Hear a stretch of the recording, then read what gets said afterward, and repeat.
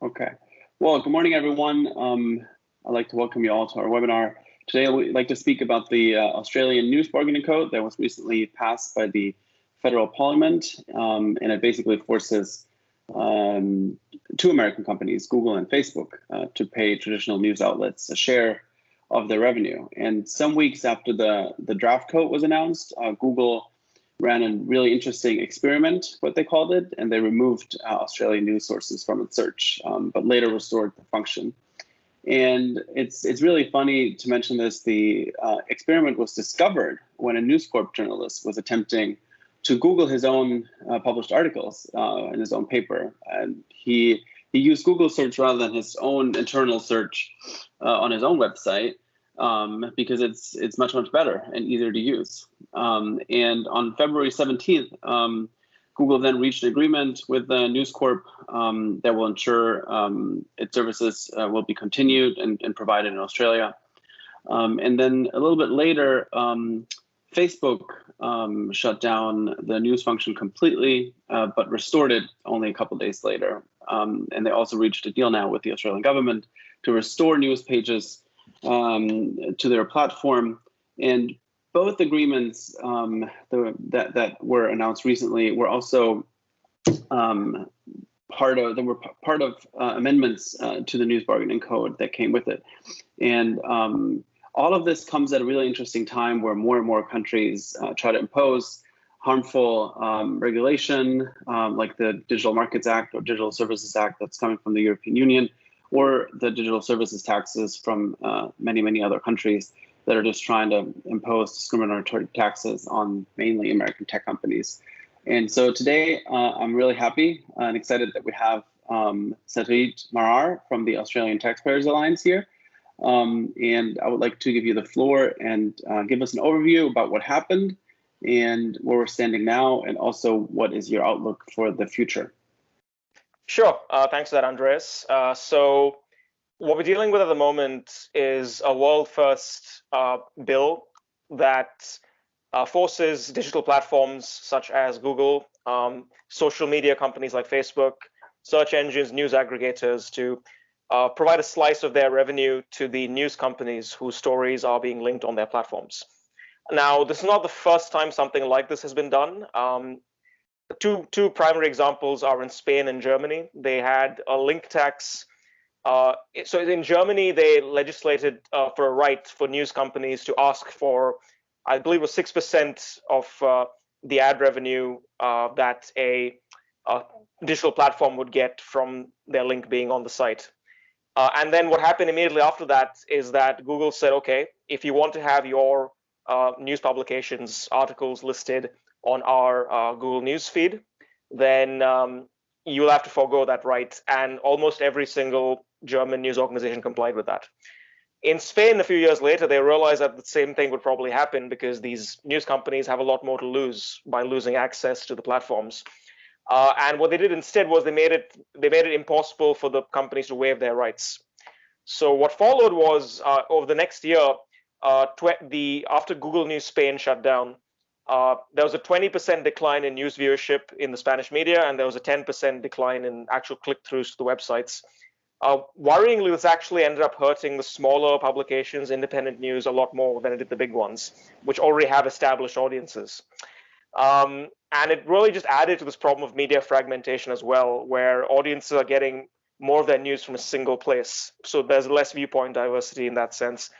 And this is really an issue because digital platforms increase actually the amount of exposure we get to different sources from different sides of the spectrum and so on.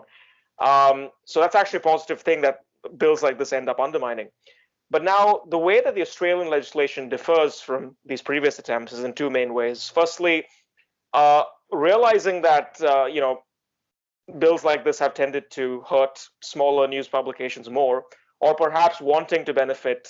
I mean, I don't want to attribute motives here, but they basically made it so that you need to have a certain size in terms of your revenue as a news company to be able to qualify for the bill. So it singles out explicitly large news organizations that already have established viewership. And it doesn't apply to smaller outlets that don't meet this criteria. But secondly, rather than set a certain percentage of revenue to be shared, What the bill does is it encourages the digital platforms to come into commercial agreements with the news companies about what that share of revenue will be. And if they cannot come to a voluntary agreement, then the government will appoint an arbitrator that will make that agreement for them, basically. And it's a very strange arbitration process because uh, it basically requires the arbitrator to pick between one of the two parties' offers. So it's not based on any sort of objective market-based criteria. It's based on haggling, and it's based on who has the advantage on the day and who has the better lawyers, the better legal resources. And because it's arbitration, it could lead to inconsistent rulings in similar cases. So to give you an idea, you might have two news outlets. One of them is large and influential. The other one is small, independent. They both report on the same story. They both produce content that is just as appealing to the audience, gets the same number of viewers. Now that large news company, for every click that it gets from Google or from Facebook, it's getting a slice of that of revenue additionally on top of what it's normally getting. Whereas the smaller news company that has put in the same amount of effort, produced something that's just as appealing to the audience, is not getting any of that. So as time goes on, you'll see the growing gap, the growing divide between smaller outlets and their bigger competitors who already have established audiences, who are already doing fine. They're not struggling by any means. So that is one aspect of the bill as well. Conversely, if you see a situation like what Google and Facebook temporarily did, which is pull off their services completely from Australia. Now they've gone back on that, but Facebook has said they retain the right to do that again anytime, and Google obviously has the ability to do that too. But if and when that happens again, the smaller companies or the smaller independent outlets are the ones who will suffer the most because they get caught up in this. So they don't gain anything if Google complies or Facebook complies, and they lose a lot if Facebook and Google don't comply. So in many ways, bills like this could be seen as a form of rent-seeking by larger established media organizations. And we know that in Spain and other places, when they had similar bills like this, it ended up hurting the smaller players a lot more. We can also see another issue in terms of how arbitrary this whole thing is, because, well, if news companies are singled out as a special category of content creator who deserve to be compensated by these social media companies and search engines, then why not anybody else? Why not artists? Why not musicians? Why not any number of different forms of content creators? And again, if and when that does end up happening, you're going to see well-established players with good legal resources end up having the advantage. The main problem with the bill, though, is that it fundamentally misunderstands how the internet is meant to work and how digital platforms work and what advantages they provide. There has been a transition away from print to digital that was happening since well before social media became a huge thing, since well before Google search, came to be what it is today. And the way that companies have survived this transition is precisely by relying on these platforms that give them effectively free advertising, in a sense, to have their links shared and widely distributed. Now, the platforms are able to do this because they consolidate so many users in one spot, and they consolidate all their data, user data in one spot. They're able to use the data of so many users aggregated in order to more effectively target and calibrate services like digital advertising. And they use the revenue from those services to offset being able to provide a search engine or social media for free. But on top of that, because they're able to aggregate so many users in one spot, they make it easier for businesses to target larger audiences and to isolate specific audience segments than they've ever been able to do before. In terms of cost efficiency, there's a reason why most companies would rather pay to access Facebook's audience or pay to access Google's audience for significantly less than they would to run a traditional ad in a print newspaper, which has good circulation. So these innovations have been, helpful for consumers, for businesses, and also for the news companies themselves. There is a misnomer as well in terms of, people say, look, that's fine, but these companies are too big, they're too powerful, they're becoming harder to control, fines don't deter them anymore. People are not switching to other social media companies or search engines because they just don't have an alternative. They have to stick with what the default is. And these companies are basically monopolies in their own markets. And the lack of competition harms innovation because consumers don't have meaningful choice. But this again is a misnomer because these companies compete in many different markets, and each market they face a different sort of competition. So, for example, yes, Google has a 90% share of the search engine market, but their digital advertising market, which they obviously supplement the search engine with, they only have about a 30% share. It's still a dominant share compared to other companies. Facebook is behind at about 13% for digital advertising, but it's a significant share. But it's not a monopoly level of share, obviously. So people do have the choice of different digital advertising providers.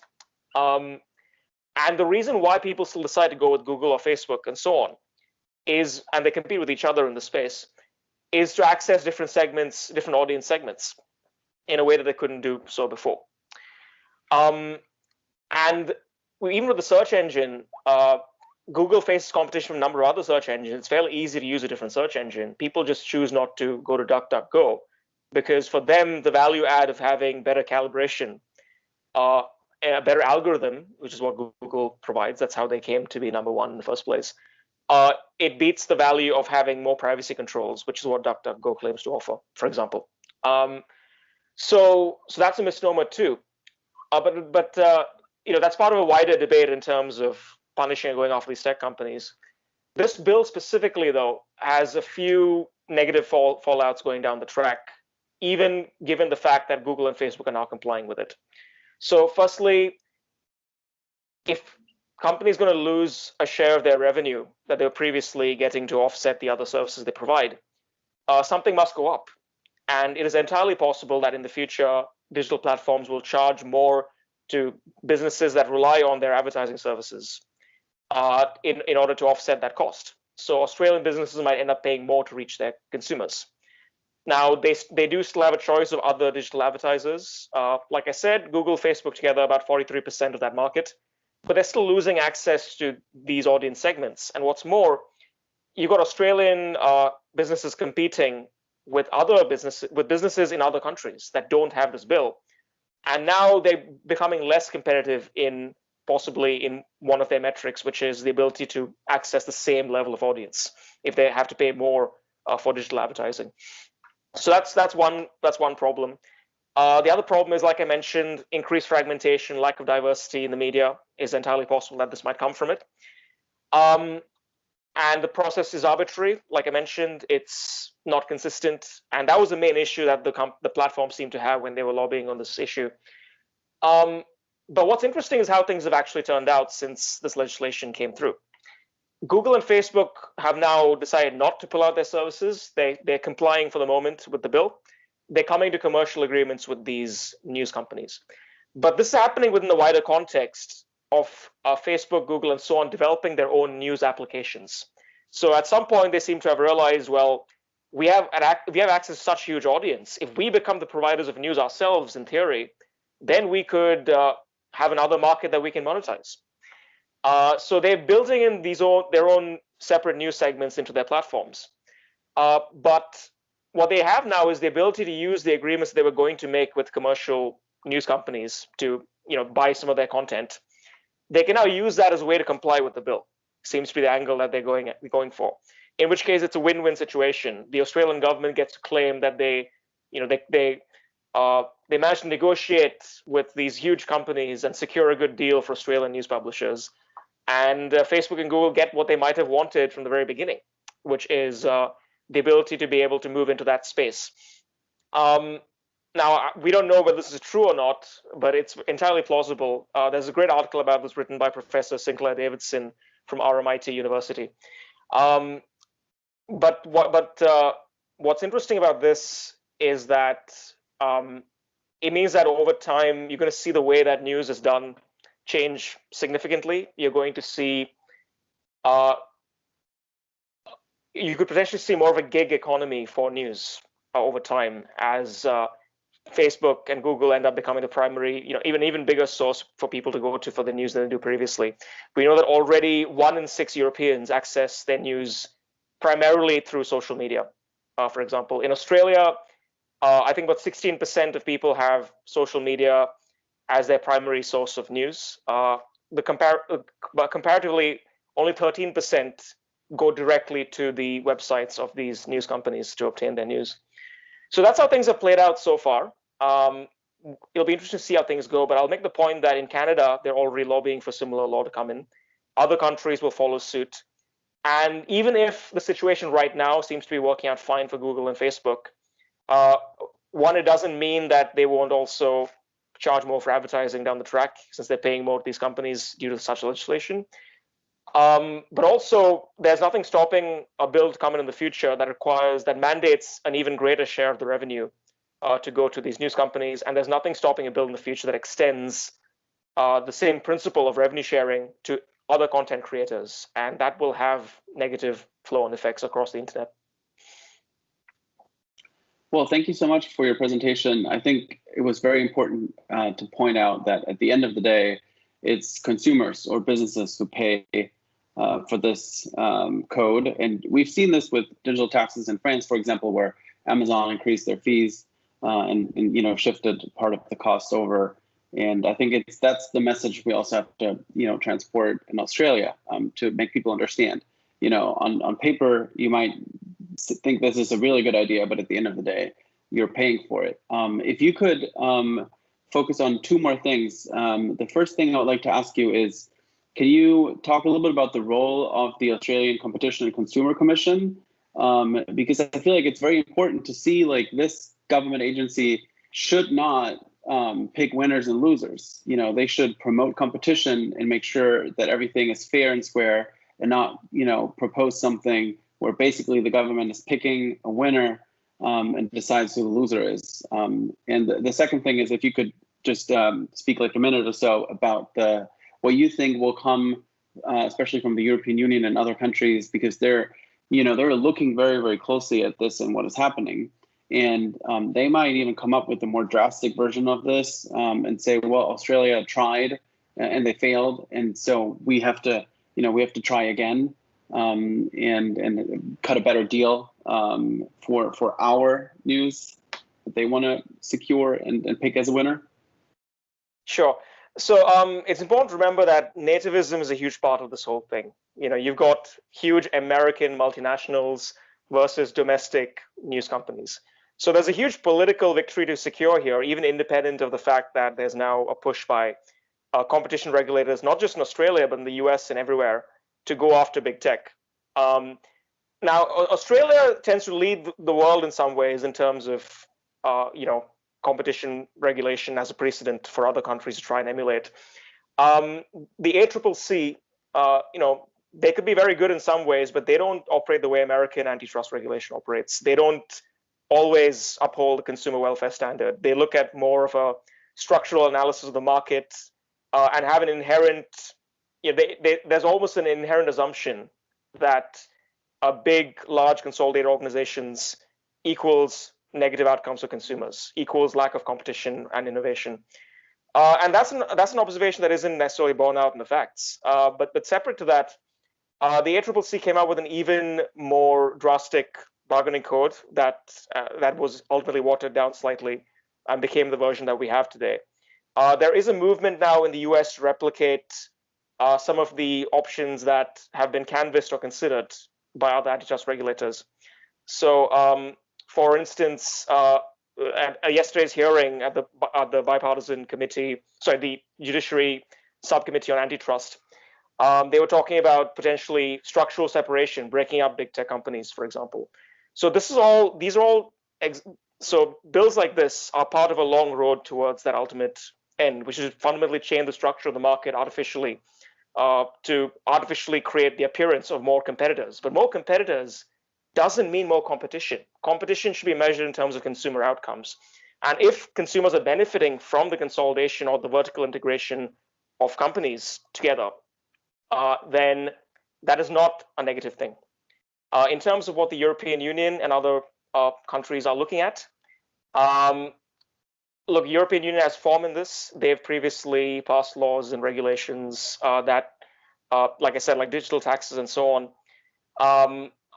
And I think, yes, it's entirely conceivable they might go ahead with something that's even more, goes even further than where Australia went. I think there's a tendency now to appear tough on these American tech companies, and I think we'll see more of that happening. Great, thank you. Do we have any questions? I'd like to open it up for questions from the audience. If you have a question, just unmute yourself and go ahead and ask your question.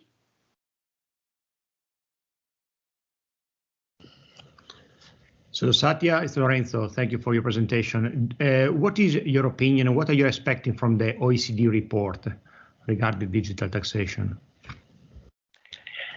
I'll be honest, I haven't looked into that too much, but I suspect that what they'll do is that they will basically cite what happened in Australia, and they will make the argument that this needs to be a multilateral approach, because if only one country ends up doing it, it's easy enough for the platforms to pull out their services and to use their leverage to, they would argue, coerce the governments into pulling back on what they were doing. And I think right now, especially with the Biden administration in power, America will tend to go more towards multilateralism than bilateralism, which is what they were doing mainly under Trump. And I think you will see a much more significant movement for more international treaties and agreements around the taxation of digital services. So I suspect that they will come out with some proposals in that regard. Great. We have another question from Rowan. Do you want to unmute yourself and ask the question? Sure. Yeah. Thanks for coming to speak at this event. I'm wondering, at this point in time, is the news bargaining code, does it statutorily only target these American companies, or can it be applied to, social media companies from other countries, for example, like a Weibo or a WeChat? And if not, do you think it might be expanded to those in the future as well? Sure. It actually exclusively singles out Google and Facebook. It doesn't even apply to Twitter. It's set up in such a way that the minister, I forgot which minister, but one of the ministers in the government has the power to designate which platforms it applies to over time. And right now, that's just Google and Facebook. However, over time, absolutely, I do think it could be extended even further. And I think that, honestly, I think that Google and Facebook will start lobbying the government to extend it further to all their competitors. They say, well, this is not fair. Why are we being forced to comply with this? And Twitter isn't, and Weibo aren't. And also, I mean, there's a huge, in Australia right now, there is a sort of populist trend towards punishing Chinese companies. So I think that might fit in as well when it comes to places like Weibo. Great. Do we have another question?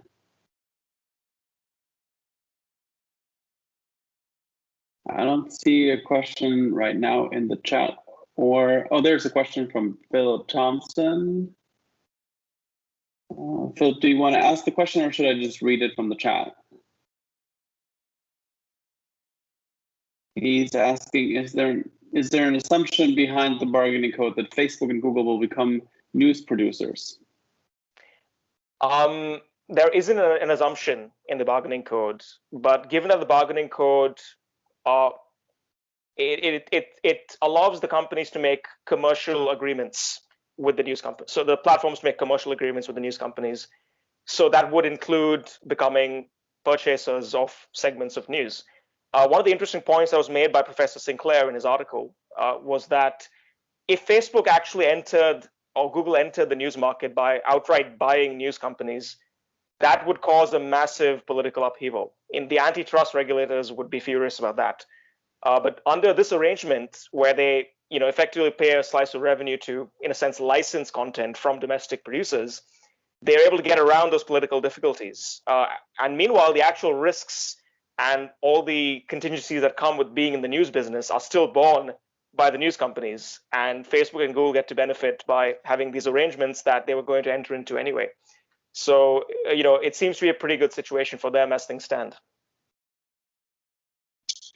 Great. I have one last question for you, and you mentioned it briefly in your presentation.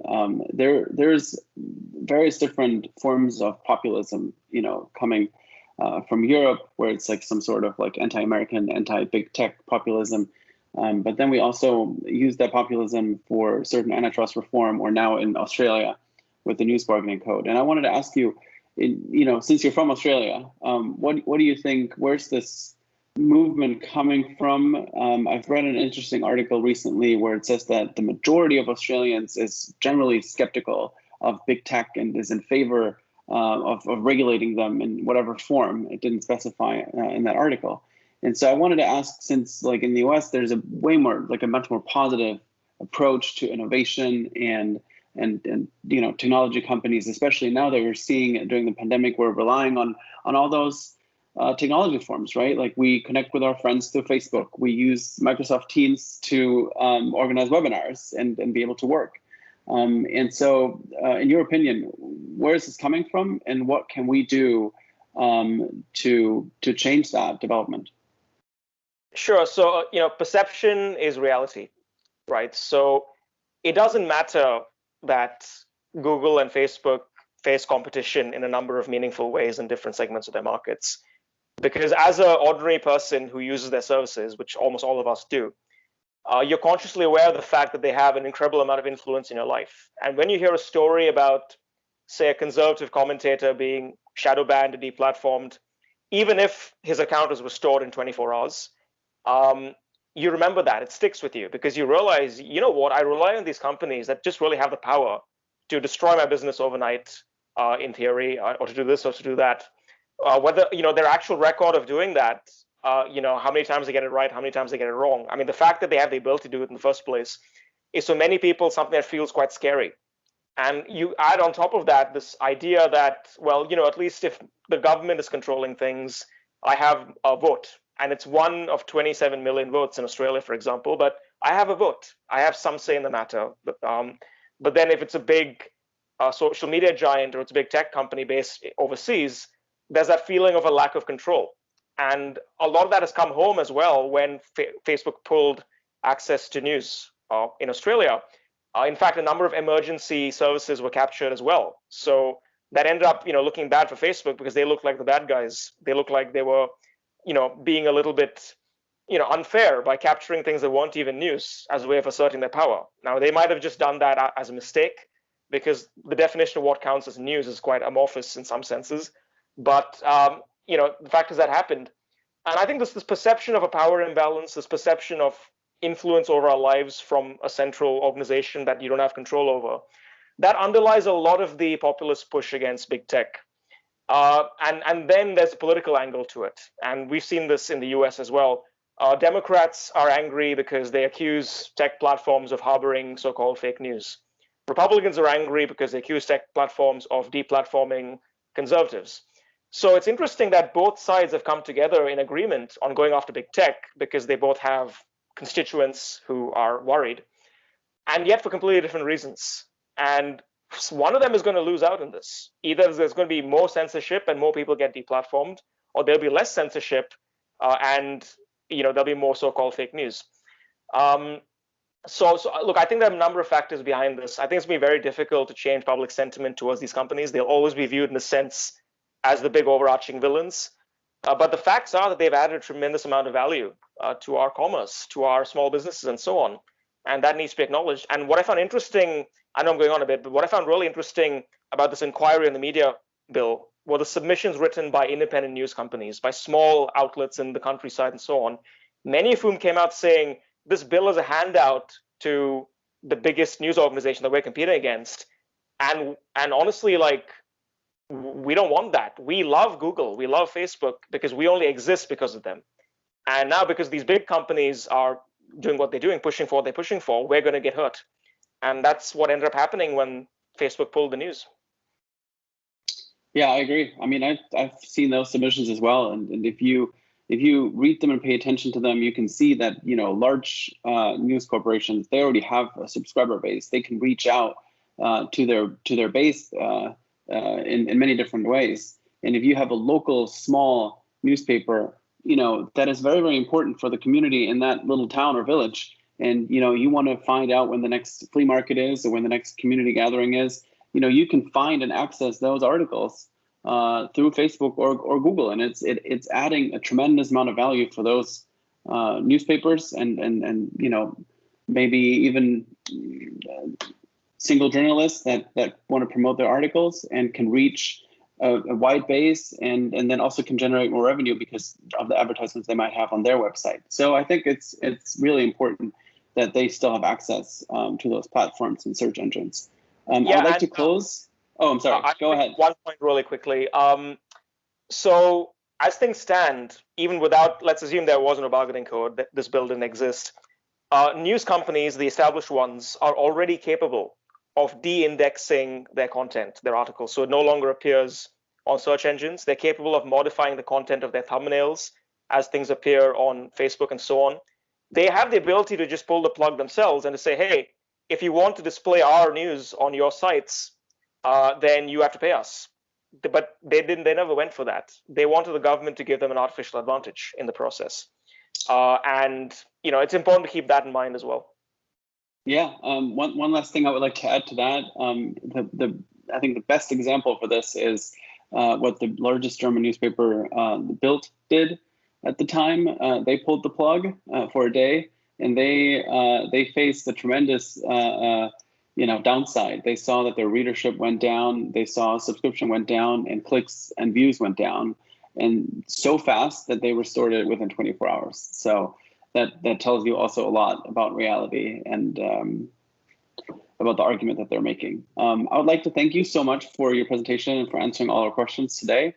And I'd like to close the event now. We said we would do 30 minutes, we'd do like a short webinar, but you can watch it again on the ATR YouTube channel. I'll make it available in the next couple of hours. Thank you everyone for joining.